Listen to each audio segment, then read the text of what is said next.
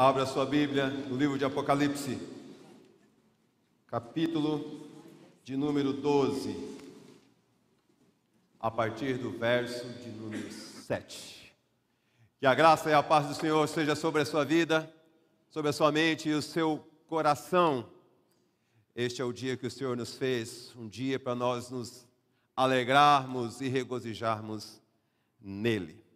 Nós já vamos começar, antes de ler o texto, falando para você do desafio 24/7.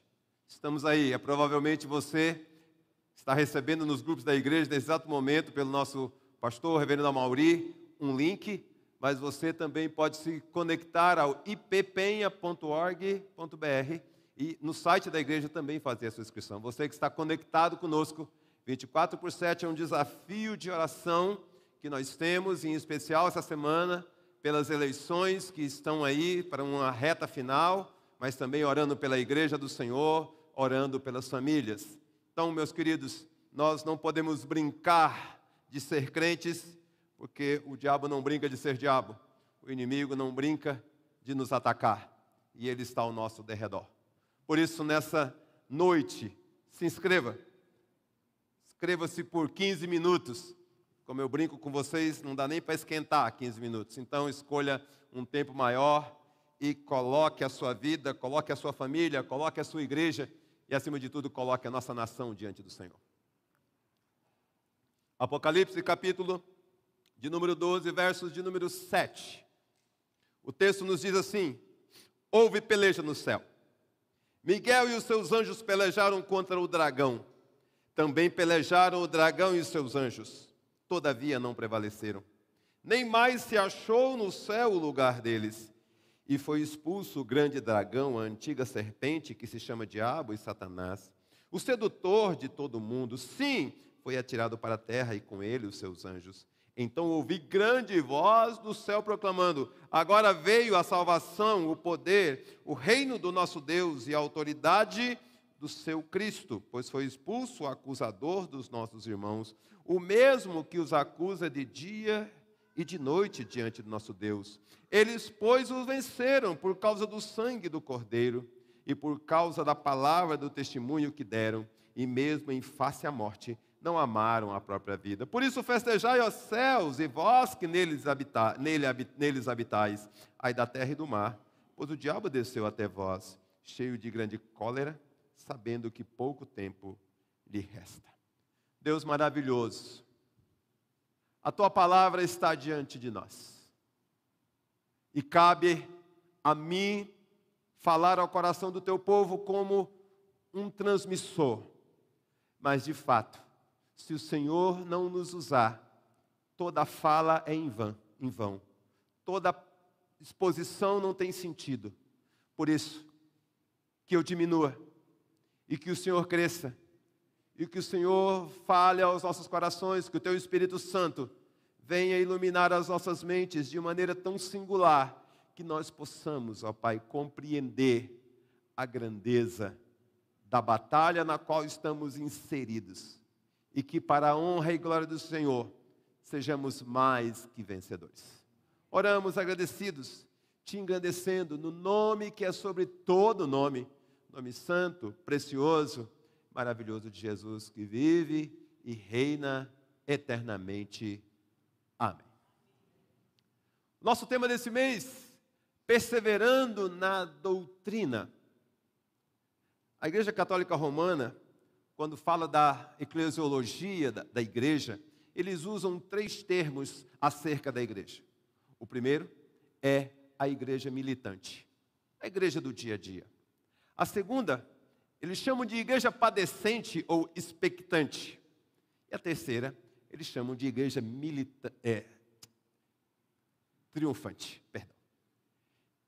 Nós não vamos utilizar-nos da segunda, porque a igreja padecente é aquela que está no purgatório. Como nós não acreditamos em purgatório, e de fato não existe, deixemos essa de lado.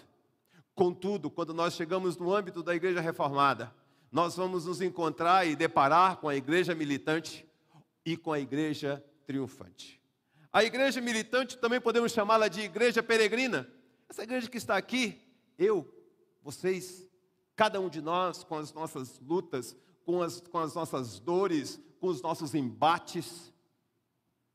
E nessa noite, em específico, eu quero chamar a sua atenção para essa realidade de que nós vivemos um tempo de militância. Obviamente, eu não estou falando de política, ainda que as realidades, no Brasil são muito complicadas quando se trata de política. O brasileiro torce para a política que nem torce para o seu time de futebol de vez em quando.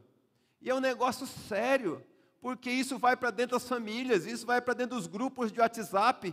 E eu conversando com uma amiga outro dia, ela disse assim: olha, pastor, o grupo de WhatsApp da minha família já rachou na eleição anterior. Eu falei, nem imagino como deve estar nessa agora, que a situação deve estar crítica. Você ouve um candidato X, você ouve um candidato Y, um diz assim, eu sou a solução, o outro diz, eu sou a solução melhor que esses, e ambos se apresentam de alguma maneira como verdadeiros messias para salvar a situação. Outro dia eu li uma coisa que de fato eu achei bem interessante. Considerando-se essas características messiânicas dos candidatos, é muito fácil de saber em quem votar. Vamos crucificar os dois, deixa morrer, o que ressuscitar a gente vota. Antes que alguém fale que eu estou mandando matar um candidato e me prendam, é só para dizer o grau do absurdo que a situação chega. As pessoas trazendo para si uma prerrogativa e uma que não é humana. Nunca foi, nunca será. E eu conversando com um grande amigo, falei assim, me responda uma coisa. Essa situação política que o Brasil vive, ela não preocupa o seu coração, não? Ele falou, mas preocupa por quê? Aí eu falei, assim. Eu falei assim, Roberto, não preocupa não. Porque antigamente o mundo nos detestava porque nós éramos diferentes. Hoje ele nos detesta porque nós estamos brigando pelas mesmas coisas que eles. Ou seja, nós entramos numa seara que não é nossa. E resolvemos, sei lá o que dá na cabeça de líderes, assumir posturas, e a encrenca está estabelecida. E ele, no final, ele finaliza dizendo para mim, isso realmente me angustia. Agora, quem ganha ou quem perde não me angustia. O que me angustia é que a igreja perdeu o foco. A igreja perdeu a visão. A igreja perdeu a missão. Está numa seara que não lhe pertence. Não estou dizendo que não vamos nos posicionar, porque a igreja tem que ser a consciência do Estado. Claro, quando o Estado foge, nós temos que manter a palavra, nós temos que manter o prumo. Mas vamos admitir que a gente está se metendo em coisa que não é nossa. Para pensar e se pergunte, porventura seria essa a militância que Deus quer de nós? Porventura seria esse tipo de embate que Deus requereria de cada um de nós? Eu duvido muito. Quando você olha para esse texto especificamente, meus irmãos, esse texto ele está inserido em um contexto muito maior, e eu não vou discorrer sobre escatologia aqui, porque não é o meu foco nessa noite, mas você olha para esse texto, você está vendo uma verdadeira guerra, uma verdadeira batalha espiritual, como é assim, houve peleja no céu. Imagine como deveria ser isso, imagine como isso acontece. Miguel e os seus anjos pelejam contra quem? Não pelejam contra um qualquer, não pelejam contra um demônio qualquer, a peleja é contra o dragão, a antiga serpente, o próprio diabo, é uma batalha. Eu não imagino como deve ser isso, eu não imagino como anjos são mortos porque são imortais, eu não imagino como isso se desenrola, porque é algo que vai muito além da minha mente finita, mas eu sei de uma coisa, houve batalha nos céus, há uma guerra nos céus. E o texto diz que o dragão, o diabo e os seus anjos prevalecem. Mas a Bíblia é maravilhosa porque ela diz, vai dar tudo certo. Eles não prevaleceram. Dá um mega spoiler da batalha, eles perderam a batalha. Nem mais se acha o seu lugar no céu. A ideia é que eles são varridos dos céus. E foi expulso, como diz o verso 9. O grande dragão, a antiga serpente, que se chama diabo, Satanás, olha a característica, o sedutor de todo o mundo. Mas aí sobra para nós, né? porque ele foi atirado para a terra, ele com os seus anjos. E a batalha chega no nosso quintal.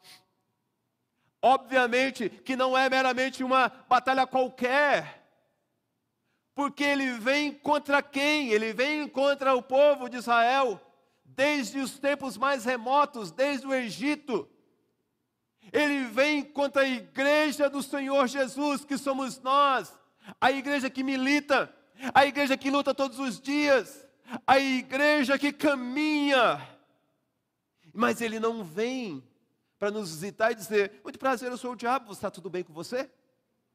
Ele vem para matar, ele vem para roubar, e ele vem para nos destruir, conforme o Evangelho de João, capítulo 10, verso 10. E nós percebemos então que a batalha é muito maior. E nós temos que perceber, queridos irmãos, você que está conectado aí conosco pela internet, que a sua luta de Efésios capítulo 6, nos versos 10 até 20, é algo que extrapola as linhas naturais. Ela é uma batalha sobrenatural, sobre-humana, que muitas vezes você não sabe quem te ataca, você não sabe por que te ataca, e você não sabe de onde surge essa luta para você e para sua família. E isso tudo ocorre comigo e com você, como igreja. Mas uma igreja militante, de lutar. Uma igreja que é peregrina. Uma igreja que está aqui, mas o lugar não é aqui. Uma igreja que um dia estará na glória, mas ainda não está. Uma igreja que será vitoriosa, mas ainda não é totalmente. Porque estamos enfrentando um inimigo. E você imagina a dor de cabeça que esse inimigo veio para nos dar. Lembre-se que quando o diabo arrasta dos céus, ele arrasta a terça parte dos anjos. Isso quer dizer que tem diabo abessa, capeta abessa para nos incomodar.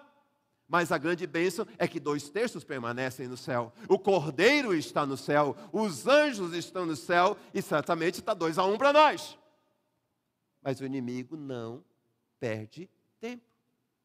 E nesse contexto de batalha, nesse contexto de tipo filme à la Steven Spielberg, nós estamos no meio dessa guerra. Qual é o problema?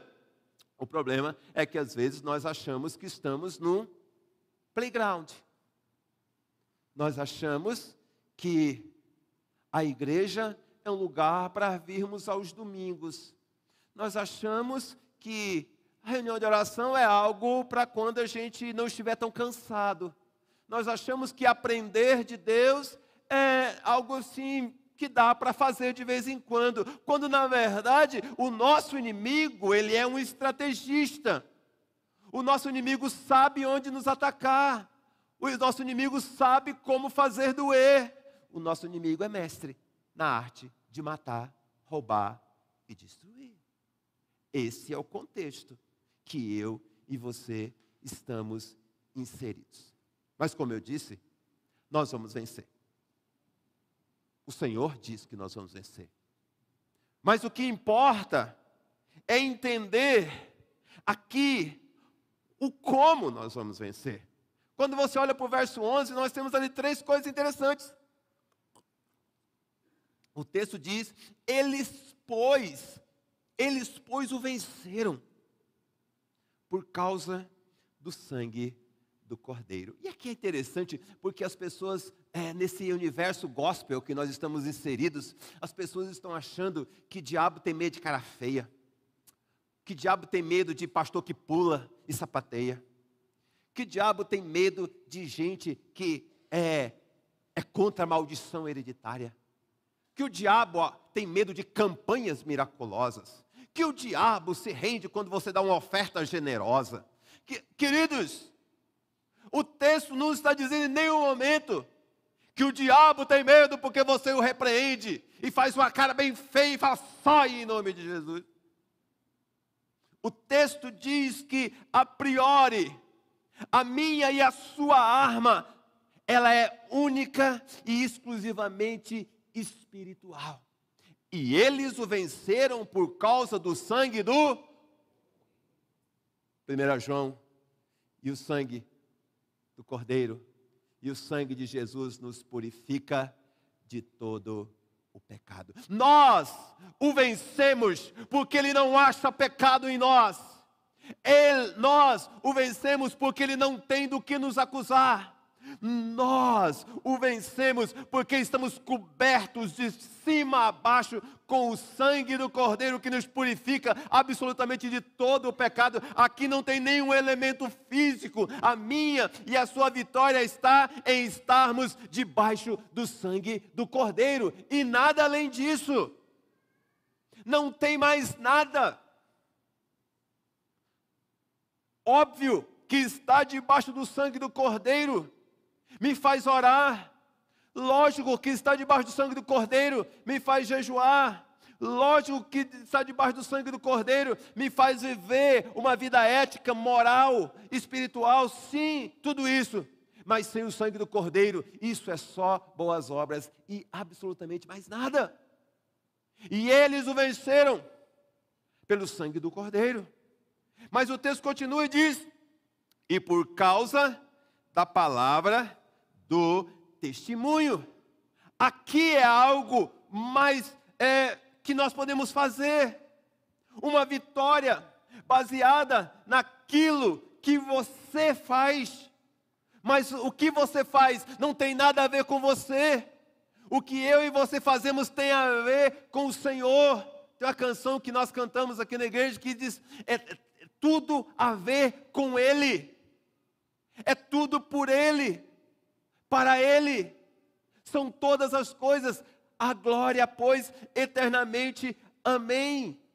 Quando nós abrimos os nossos lábios para testemunhar desse poder salvador, dessa justiça maravilhosa de Jesus, nós vencemos o diabo.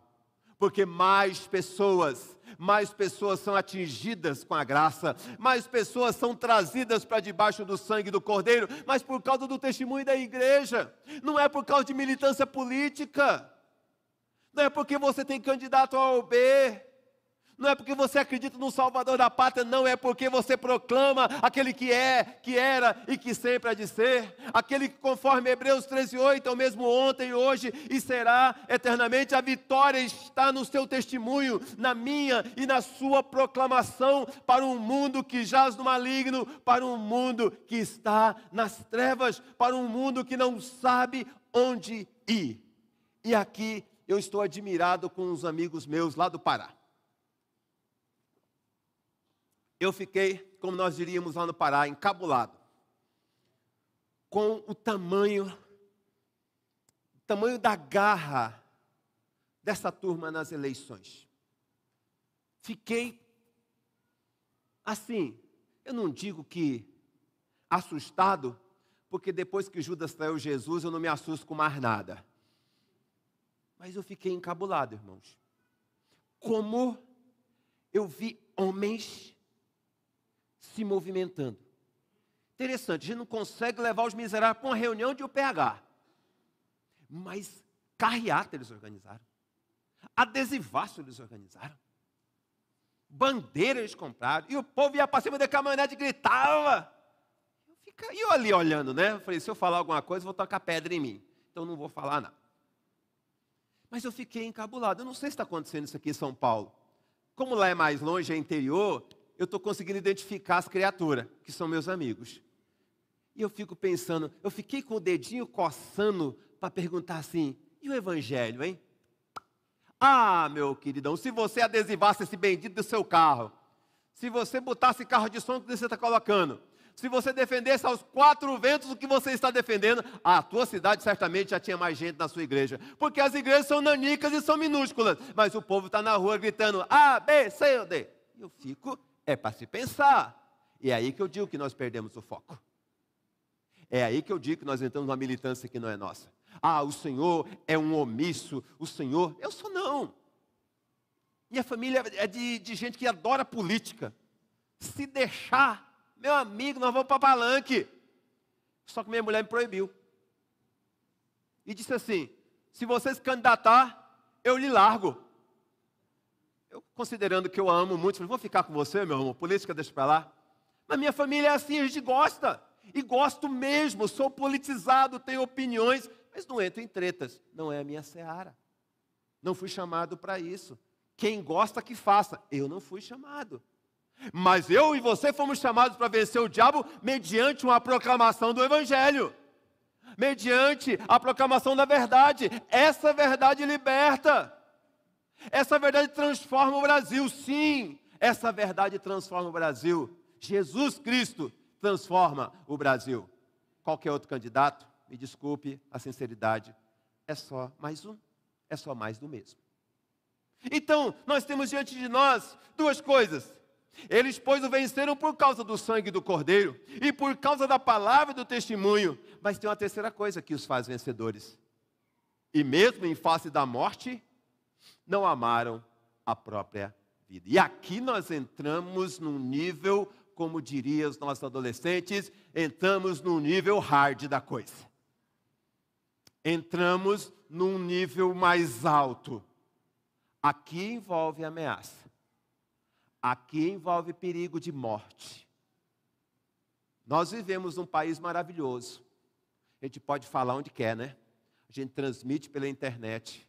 A gente tem programa de rádio. Nós temos programa de televisão. As pessoas até gostam da gente de vez em quando. Mas eles dão medo. Quando a igreja começa a receber aplauso e ser admirada pelo mundo, tem alguma coisa errada com a gente. Porque não é o normal. O normal é exatamente nós corrermos riscos. Por quê? Porque a nossa mensagem, ela é contraditória. A nossa mensagem, ela é confrontadora. A nossa mensagem me bota o dedo do nariz. A nossa mensagem, ela tem que ser profética. Porque senão nós perdemos a essência de Mateus 5, que é ser sal e que é ser luz. E aí não adianta, vai ser só clube social, vamos nos reunir, ouvir um belíssimo coral, uma ótima banda, um ministério de louvor, vamos ouvir um pastor pregando, mas botamos o pé para fora, não faz a menor diferença. Que grau de testemunho e que grau de ameaça nós vivemos hoje? No Brasil nenhum, mas só basta botar o pé fora do Brasil. O pastor Maurício sabe muito bem, muitas vezes nós recebemos missionários aqui, nós não podemos transmitir no culto. Outro dia nós recebemos um missionário na igreja central e nosso culto, pequenininho, mas é transmitido. O duro é que ele avisou no culto, no final do culto, que a gente não podia transmitir. Já era, meu irmão, que Jesus te proteja. Porque ele não avisou antes, nós também não sabíamos. Mas esse é o risco. Um evangelho genuíno, um evangelho proclamador, um evangelho confrontador, ele coloca a igreja em risco.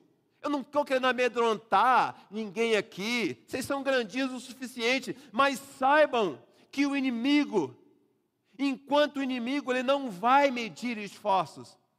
A igreja pode sofrer perseguição, ela sofre perseguição no mundo. Mas o reverendo Augusto Nicodemos, numa fala muito sábia, ele fala assim, essa igreja já resistiu ao Império Romano, essa igreja já resistiu ao domínio chinês, essa igreja cresce em pleno mundo árabe. Essa igreja já foi atacada, Bíblias já foram queimadas, templos já foram incendiados. E essa igreja não pode ser detida, porque não é a nossa igreja, é a igreja do Senhor. Essa é a verdade, queridos. Eles o venceram por causa do testemunho que deram. E não temeram a morte. Eu não sei o que é isso, porque nós crescemos num país livre. Eu não sei o que é isso. Eu não imagino como seria estar com a minha família e alguém dissesse assim, ou nega ou morre. Eu não sei, eu não imagino como seria isso. Sou muito sincero. Isso seria uma situação, para mim, que seria para lá de aterradora. Mas o texto diz que é possível. O texto diz que é verdadeiro. Então, nesse contexto, meus queridos irmãos e irmãs, é que a igreja militante está inserido. É de segunda a segunda, domingo a domingo, lutas diversas, adversidades as mais constantes. E às vezes as pessoas estão dizendo assim, pastor, será que o Senhor Deus esqueceu de mim? Por favor, né? Eu fico pensando que como alguém pode falar uma sandice dessa? Porque se alguém disser, Deus esqueceu de mim, querido, se a mãozinha dele sair só assim, já era todo mundo.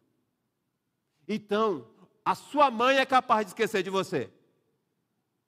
Mas Deus não é capaz de esquecer de você. Porque Ele está gravado nas palmas das suas mãos. Você está gravado ali. O sangue de Jesus diz que você existe. O sangue de Jesus diz que você não é esquecido. O sangue de Jesus diz que você é amado. O sangue de Jesus diz que você não é alguém para ser deixado de lado. Então vamos parar com esse negócio que Deus esqueceu de mim. Porque Ele jamais faria isso. É mais fácil nós nos esquecermos dEle. Mas Ele esquecer de nós, isso eu garanto para vocês, que jamais acontecerá.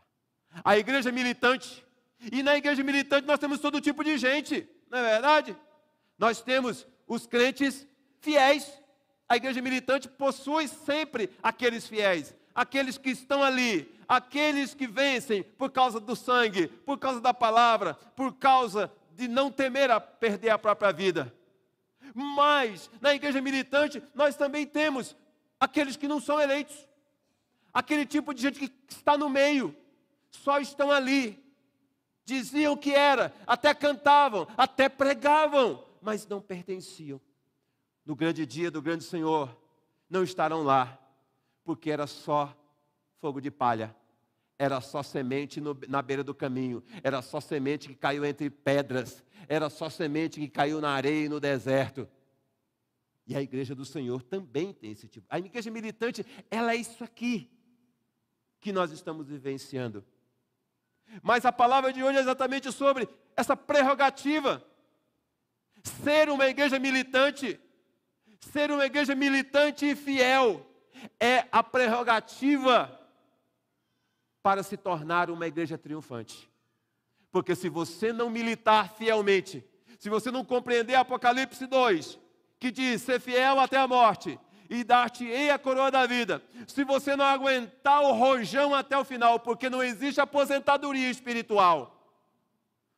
Pastor, eu desde muito cedo sou da igreja, agora eu vou deixar os mais novos assumir. Quem foi que mentiu para você? Quem foi a cigana que te enganou? Que conversa fiada é essa? Que conversa mole é essa? Tem um bando de crente experiente. Eu acho interessante que nós, quando vamos procurar alguém no mundo dos negócios, nós sempre procuramos alguém, né, que tenha experiência de mercado, alguém que tenha uma vasta experiência. Mas o crente vai ficando velho, ele vai começando a dizer, não, eu estou me aposentando. Estranho, né? Aposentadoria espiritual é a primeira vez que eu ouvi. É a primeira vez e última, porque não existe. Quanto mais experiente você se torna farol para as novas gerações, quanto mais experiente você se torna referencial para as novas gerações, quanto mais experiente você se torna aquele que vai liderar novas gerações, quanto mais experiente você se torna um homem ou mulher que entende que você todos os dias precisa reafirmar a sua fé e não pode fraquejar, porque a luta não acabou. O inimigo não brinca de ser inimigo, o diabo não brinca de ser diabo, mas tem um monte de crente brincando de ser crente. Não dá, não podemos. Igreja militante tem que ser fiel o tempo todo. Não dá para baixar a guarda. Se baixar a guarda, você sucumbirá. Quantos anos o senhor tem aqui, pastor Mauri, na igreja? Nessa igreja aqui, especificamente. Na segunda passada. 16 anos. Agora imagine se ao longo de 16 anos, de todas as pessoas que fizeram parte dessa igreja aqui, se todo mundo estivesse no culto hoje à noite. Sei lá, dá para fazer uns 10 cultos no dia. Você vai ver que alguns mudaram, tudo bem. Alguns morreram, foram promovidos à eternidade e à glória, também. Mas e aqueles que caminharam por um tempo e de repente desapareceram? Você consegue lembrar de pelo menos uns 10, não consegue? Pessoas que já cantaram nesse coral, no coral jovem, já tocaram no louvor, já pregaram nesse púlpito. Imagine. Ai, pastor, por que desistiram? Porque estavam no nosso meio, mas não eram dos nossos. Irmãos, eu particularmente não acredito em crente desviado. Eu só acredito em alguém que nunca foi. Porque quem é, Jesus vai dizer que ninguém arrebata da mão dele aqueles que são deles. Não há poder nos infernos que arrebatam um crente fiel das mãos do Senhor. Se está por aí, é porque só aprendeu a cantar os nossos hinos, a ler os nossos textos, a falar que nem crente, mas não aprendeu a viver como crente em Jesus.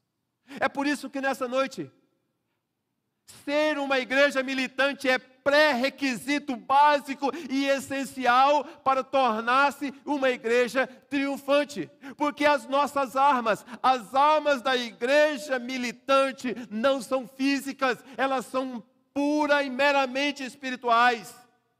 Pura e unicamente espirituais. Eles o venceram por causa do sangue do Cordeiro. Não é o meu, é o do Cordeiro. Eles o venceram por causa do testemunho que deram. Não dei testemunho acerca de mim, dei testemunho acerca do Cordeiro. E eles não, em face da morte, não amaram a própria vida, porque a vida não era mais deles, a vida é do Cordeiro. É isso que nós precisamos entender, queridos. É esse o nosso desafio. O texto diz assim, no final, verso 12, por isso festejai os céus, e vós o que habitais neles. Mas olha a fala final do texto. Ai da terra e do mar, pois o diabo desceu até vós, cheio de cólera, sabendo que pouco tempo lhe resta. Irmãos, eu não vou dar um de adventista aqui, porque eu não tenho o calendário dos céus. Mas uma certeza é, vivemos os últimos dias. Estamos vivenciando os últimos dias. Dá uma olhada no que a gente tem que ver. Dá uma olhada nas barbaridades que nós temos que ouvir. Pastor Mauri orando para as crianças. Nossas crianças são atacadas todo instante, em todos os momentos. Mas você já se perguntou por que o seu filho pequeno é atacado? Você já se perguntou por que o seu netinho é atacado? Por que o seu sobrinho e as suas sobrinhas são atacadas? Você já se perguntou? É simples, queridos. É porque quando se ataca na base, ganha-se uma geração. É por isso o cuidado com as nossas crianças. É por isso que tem que haver um investimento maciço nas nossas crianças. É por isso, pai, não deixa a internet ser babado do seu filho. Ai, que bonitinho, ele gosta de um joguinho. Cuidado. O joguinho ensina muita coisa que não presta. E daqui a pouco seu filho está com palavras que você não ensinou, com atitudes que você não ensinou e proferindo teologia diabólica que não foi aprendida na igreja. Ai, mas o nosso departamento infantil é muito fraco. Me desculpe, queridos, eles ficam aqui 1 ou 2 horas por semana, o resto da semana eles ficam na sua casa. Ou não? Ou os seus filhos moram aqui na igreja? Desconfio que não. Nessa ótica, entenda, o nosso inimigo desceu à terra. Ele está entre nós, ele está aqui nessa noite. Porque o intuito dele é esse, andar ao derredor, conforme Pedro, procurando alguém que possa tragar. Não acho que o diabo vai lá para o meio da Cracolândia, lá já pertence a ele. Lá somos nós que temos que ir para proclamar a verdade libertadora. Porque lá ele não liga, ele está de olho naqueles que são a igreja militante. Ele está de olho em mim e em você. Cada vez que ele derruba um pastor, cada vez que ele derruba um presbítero, cada vez que ele derruba um diácono, cada vez que ele derruba um líder, cada vez que ele promove esse tipo de estrago, o evangelho sofre. Não perde, mas sofre. É por isso que nós precisamos estar atentos. Você está numa militância. Eu gostaria que você fosse um militante, não um militonto. Porque militonto é esse tipo de gente que fica brigando por política nas redes sociais. É um bando de pastor que não tem o que fazer, que fica discutindo sexo dos anjos e quantos anjos se equilibram na ponta de um alfinete. É um bando de pastor e líderes que fica brigando para ver quem é que tem mais razão. Vai trabalhar, porque tem um monte de igreja aqui em São Paulo morrendo. Nós sabemos bem disso. Eu e o pastor Mauri lideramos 2 agências missionárias da igreja presbiteriana. Não falamos isso com orgulho. Não é jactância, não é arrotar. Mas todos os dias chegam pedidos para nós revitalizarmos igrejas. Ele mais fora do Brasil e comigo dentro do Brasil. Outro dia eu recebi um projeto de um presbitério inteiro. Sabe o que significa isso? Mais de 10 igrejas dizendo assim, o que nós precisamos fazer para revitalizar, porque nós estamos morrendo. Esse é o universo que nós estamos inseridos. Se o Senhor fizesse como quando Eliseu pediu para Deus abrir os olhos daquele jovem e disse, Senhor, abre os olhos. Se os nossos olhos se abrissem nessa noite e pudéssemos ver o universo espiritual que nos cerca, nós íamos para casa, dobraríamos o joelho e ficaríamos lá 2 horas clamando pela misericórdia de Deus, porque o inimigo está ao nosso derredor, mais perto do que você imagina. É por isso, queridos, que eis o nosso desafio. Igreja militante, cantamos hoje, o Senhor está levantando um grande exército. Pergunta, verdade? Ou você só cantou mais uma música e nem prestou atenção na letra? Porque o ritmo é gostoso. Porque os meninos tocam bem. Um povo de guerra capaz de vencer, Ele já preparou para nós todo o seu. Eu não tenho dúvida disso. Eu só tenho a dúvida se nós estamos pegando ou não nas armas.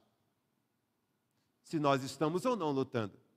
Não, pastor, o senhor não sabe, a gente é muito ocupado. Pois é, nós também somos. O diabo adora quando a gente diz que nós somos muito ocupados, porque ele tem mais tempo para nos destruir. Então, para pensar. Que igreja nós somos? Não, pastor, nós somos uma igreja ativa. Não perguntei se nós somos uma igreja ativa hoje. Essa igreja é ativa, eu tenho certeza. Se a gente tivesse 10 andares, a gente ocupava os 10. Sem nenhuma dificuldade. Mas não é disso que eu estou falando. Eu estou falando de relevância. Eu estou falando de militância. Eu estou falando de plena concepção e percepção de que você está inserido numa mega batalha física e espiritual. E quando você entender isso, você não brinca mais de ser crente. E nem perde mais tempo com picuinha. Porque quem ganhar ou perder a eleição não é Deus. O Senhor está no trono. Alto e sobranceiro. Eterno e poderoso. E Ele nos disse, as portas do inferno jamais prevalecerão sobre nós, a sua igreja. Que Deus seja conosco. E que Deus nos abençoe. Obrigado, Senhor, pela tua graça. Faz de nós, homens e mulheres, apercebidos do universo que estamos inseridos. Homens e mulheres que não se dobram diante do mundo, numa militância que não lhes pertence, mas compreende que são do exército do Senhor. A igreja do Senhor, vencedora. Vencedora por causa do sangue do Cordeiro. Vencedora por causa da palavra do testemunho. Vencedoras por causa do desapego à sua própria vida diante daquele que o arregimentou, sabendo que se morrermos, a única coisa que está sendo feita é entregar as nossas vidas nas mãos do Senhor.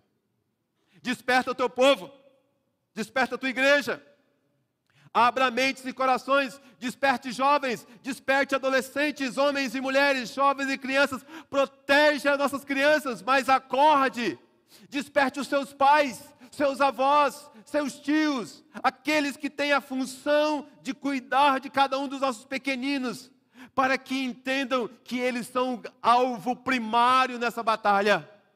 Porque se conquistarem as nossas crianças, nós já perderemos uma geração. Ó Senhor, Senhor nosso, dá-nos essa visão, abra os nossos olhos para que enxerguemos a batalha na qual estamos inseridos. Dá-nos essa militância santa, para que no nome de Jesus, nos tornemos a igreja triunfante, que morará nos céus, onde não haverá mais choro, onde não haverá mais lágrimas, onde não haverá mais dor, onde não haverá mais luta, onde não haverá diabo e nem demônios, mas a presença eterna do Senhor. Dá-nos essa graça, sem arrefecermos nas nossas batalhas. Oramos e te agradecemos. Nome santo, precioso, maravilhoso de Jesus, que vive e reina eternamente. Amém. Como não podemos perder a oportunidade, se você compreende o universo dessa batalha, o desafio 24/7 precisa de você junto conosco. Vamos juntos batalhar e orar.